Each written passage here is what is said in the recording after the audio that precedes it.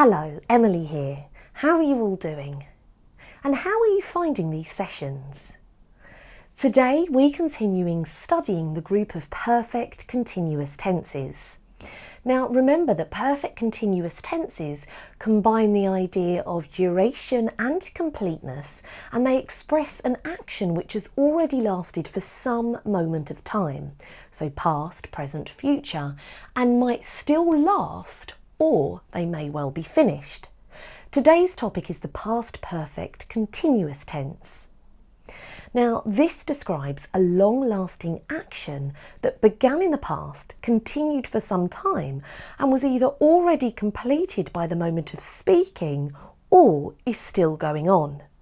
For example, had you been waiting long before the taxi arrived? You see, by using past perfect continuous, the speaker wants to emphasise the duration of waiting. In this video, we'll learn the following. Number 1, the common situations when past perfect continuous tense is used. And number 2, how the past perfect continuous tense is formed. Let's see when the past perfect continuous tense is used. We use it in the following cases. When we talk about a long-lasting action which began in the past, it continued for a certain period, and it was still ongoing at some point in the past. For example, I had been cooking the cake for 30 minutes by the time it got to 8 o'clock.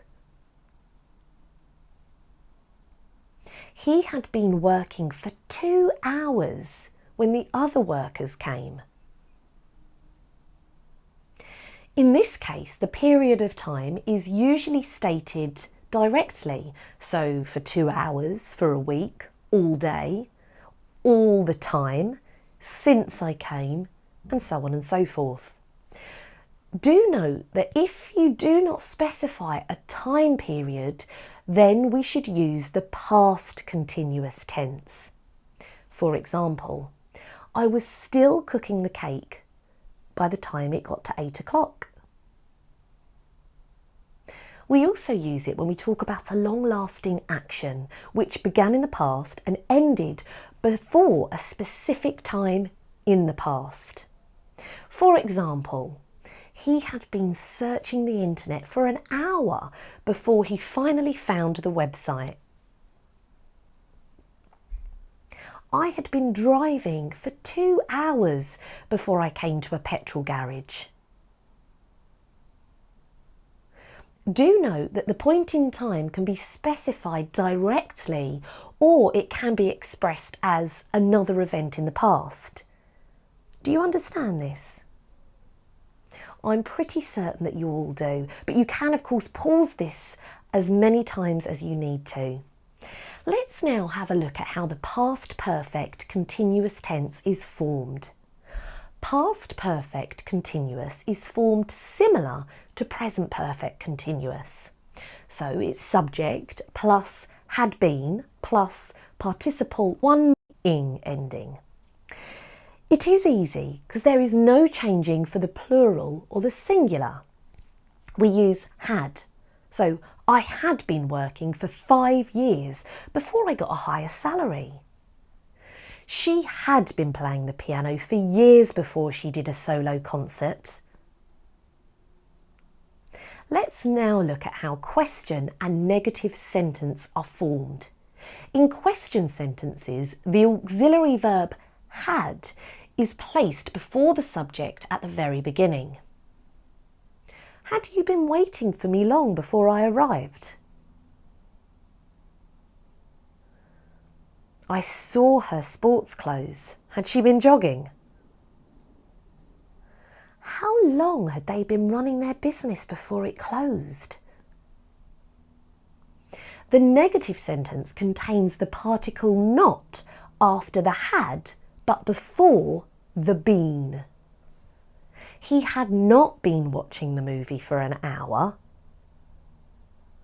I had not been working for the TV company since 2015. They had not been studying hard before the exam. So there's just a few examples, and I would recommend you practice the past perfect continuous tense by commenting on actions that were finished by the moment of time in the past.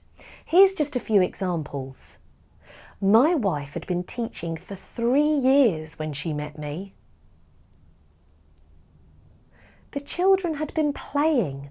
That's why I found their room in a mess.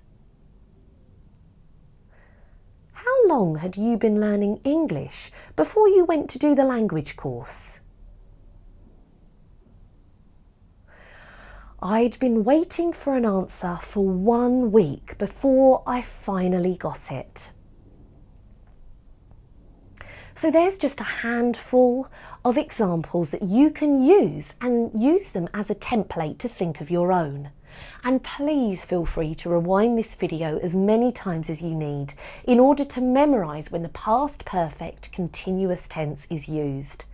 Also, please use the book Usage of English Tenses to learn them in a very simple and very easy way. The book will explain and help you with each of the English tenses. And finally, it's time for our proverbs. They are very instructive. Buy a pig in a poke. And most importantly, we always remember that practice makes perfect. And on that note, it's time for me to say cheerio for now, but I'll see you all in the next session.